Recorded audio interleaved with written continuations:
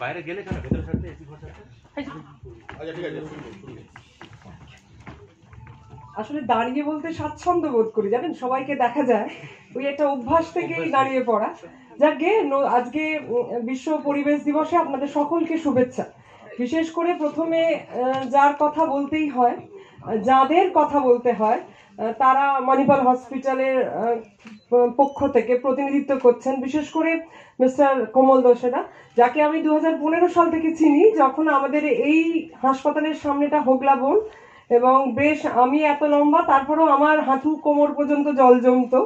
সেই সময় থেকে তারা হাসপাতালে স্ট্রাগল করছেন, অর্থাৎ কি করে আরেকটু বেশি পেশেন্টদের একটু পরিষেবা দেওয়া যায়, এলাকায় মানুষজন যারা আসছেন তাদেরকে আরেকটু কি করে ভালো পরিবেশে রাখা যায়, সেই চেষ্টায় সামিল হওয়া ওনারা অনেক আগে, আমি 2015, এবং তারপরেই আমাদের মিলিত যুদ্ধ, এবং আজ 2025-এ এসে সেই যুদ্ধের কিছুটা বিরতি হয়েছে, জানেন।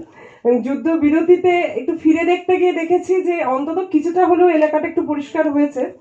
এবং এইরকম সময় আজকে গত একদিন আগে যে প্রচন্ড ঝড় বৃষ্টি হলো, বোধহয় পরশু দিনই হলো, 3 তারিখে লোকনাথ বাবার তিরোধানের অনুষ্ঠানে আমরা সবাই ব্যস্ত ছিলাম, বেশ কয়েক পশলা ভারী বৃষ্টি হলো, তাতে করে আমাদের এলাকায় জল জমেছে একটু ক্যালকাটা গ্রিনসের কাছে ডামরো বাইপাসের ওই ছোট্ট অংশ, এছাড়া আমাদের এলাকায় খুব একটা জল জমার সমস্যা হয়নি।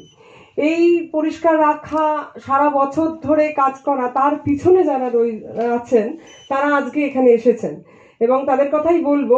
বিশেষ করে একটা অভিনব উদ্যোগ আমাকে স্বীকার করতেই হয়, কারণ 10 বছর ধরে এই এলাকার আমি জনপ্রতিনিধি, বিভিন্ন সরকারি বেসরকারি অনুষ্ঠানে যাই, মণিপাল ছাড়া আজকে আমার অন্যান্য বেসরকারি অনুষ্ঠানও আছে, কিন্তু সেখানে অনুষ্ঠানটা শুরুতেই গাছ লাগানো, বৃক্ষরোপণ, এবং অনুষ্ঠানের শেষেও বৃক্ষরোপণ। অর্থাৎ এই সোশ্যাল মিডিয়া এবং ইউটিউবের যুগে এখন আমি দেখেছি বিশ্ব পরিবেশ দিবস পালন হয় বৃক্ষরোপণের মধ্য দিয়ে।